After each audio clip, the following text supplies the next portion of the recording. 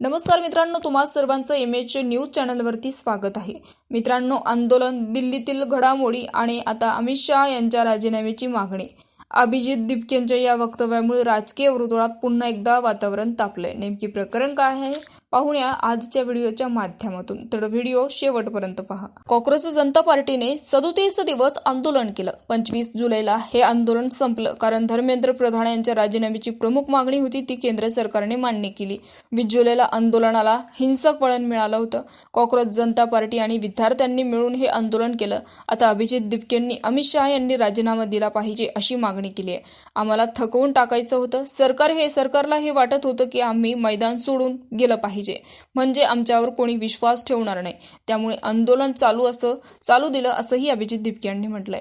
20 जुलैला जे काही झालं त्यात इतकी गर्दी होईल असं वाटलं नव्हतं। पहिल्यांदा सरकारने आमच्याशी 20 जुलैला चर्चा केली होती, कारण त्यांना कळलं होतं की अभिजित दिपके फक्त सोनम वांगचुक यांच्या पुरताच मर्यादित राहिला नाही, कारण मोठ्या संख्येने लोक रस्त्यावर उतरले होते, त्यामुळे सरकार बॅकफूटवर गेला। आंदोलन संपव असं काही जण सांगत होते। त्यांना केंद्राकडून पाठवलं गेलं होतं। राजीनामा होणार नाही, तो आंदोलन सोडून दे असं सांगण्यात आलं होतं, पण आम्ही टिकून राहिलो। 12 वर्षाच्या मुलांना गळे धरून मारलं गेलं, कपडे फाडून मारलं गेलं असंही अभिजित दिपके यांनी म्हटलंय। मी आम आदमी पार्टीत काम केलंय, मला जे काही कळतं त्यानुसार दिल्ली पोलीस हे केंद्रीय गृहमंत्री यांच्याच अखत्यारीत येतात आणि अमित शहा यांना कल्पना नव्हती तर मग त्यांना कसली कल्पना। खरं तर अमित शहा यांनी स्वतःहूनच राजीनामा द्यायला हवा होता, कारण त्यांच्यामुळे मुलांचं रक्त वाहिलं, पॅलेट गन्स वापरल्या गेल्या, विद्यार्थ्यांवर देशाच्या विद्यार्थ्यांना दहशतवाद्यासारखं ट्रीट केलं। आता आमची ही मागणी आहे की अमित शहा यांनी राजीनामा दिला पाहिजे, कारण अमित शहा यांनी जे कार्य दाखवलंय ते भयंकर आहे, शिवाय दुर्दैवी आहे।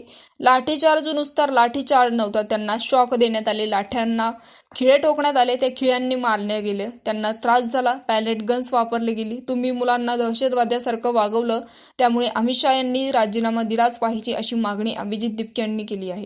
त्याचबरोबर दिल्ली पोलीस 20 जुलैला मुलांना मारण्यासाठीच आले होते, कुणाचा जीव गेला तरी चालेल पण मारा असंही आदेश घेऊन, आणि त्यांचं मानसिकताही तीच होती असंही त्यांनी म्हटलंय।